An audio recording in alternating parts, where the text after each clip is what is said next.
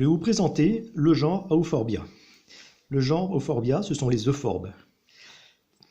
Ce genre fait partie de la grande famille des Euphorbiacées. Les Euphorbiacées, ce sont environ 8000 espèces à travers le monde.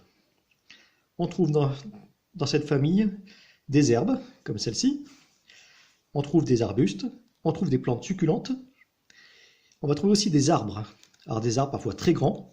Le bois diable, par exemple, en Guyane, qui atteint la taille de 50 mètres et plus. L'EVA également, donc l'arbre à caoutchouc.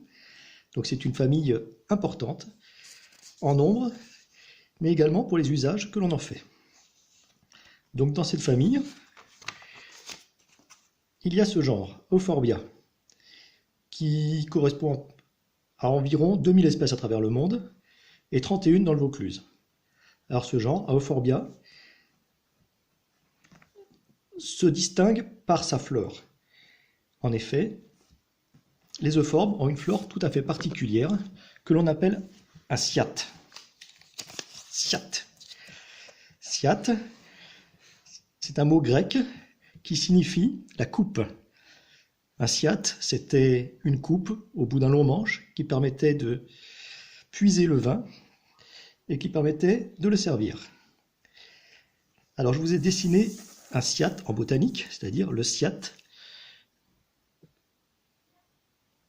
de l'euphorbe. Alors, dans ce cyathe, on voit déjà ici le pistil. Alors le pistil, c'est l'organe féminin. Donc il est constitué d'un ovaire et de 3 styles. Cet ovaire, après fécondation, va grossir et devenir une capsule. Une capsule, donc c'est un fruit qui en séchant va s'ouvrir et libérer des graines. Donc c'est une capsule ici à 3 loges, chaque loge renfermant une graine. Donc on voit sur cette capsule les vestiges des 3 styles.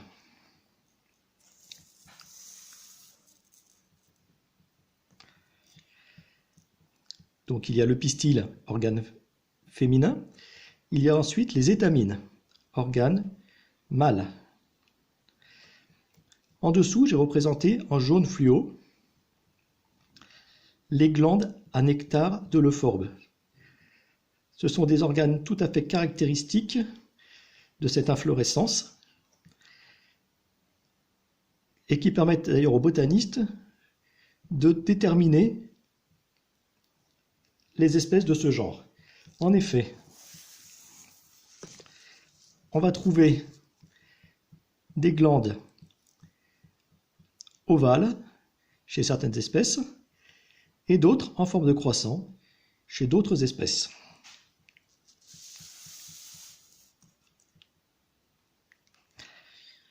Ces glandes à nectar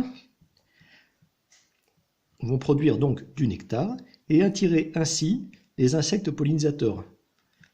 Ça peut être des hyménoptères, tels que des fourmis ou des abeilles solitaires.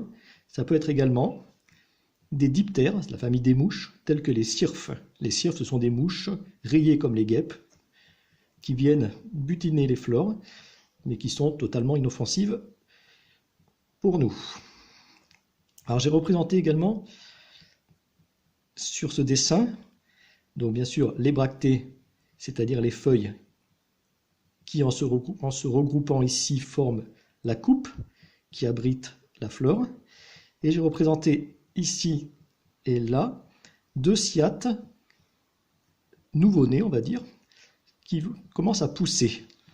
En effet, comme je vais vous le montrer, l'inflorescence d'euphorbes est une inflorescence à étages. Voilà, je vous montre ici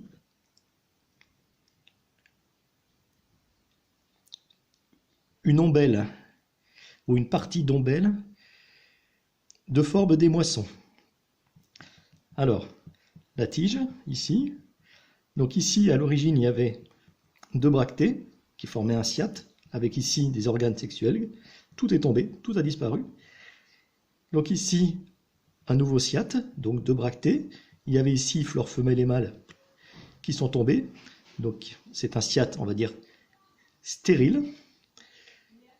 Et à chaque niveau, ce cyade donne donc on va dire 2 rameaux, un nouveau cyade stérile, 2 rameaux, un nouveau cyade stérile, et comme ça permet au bout d'avoir une multitude de cyades fertiles avec pistil et étamine.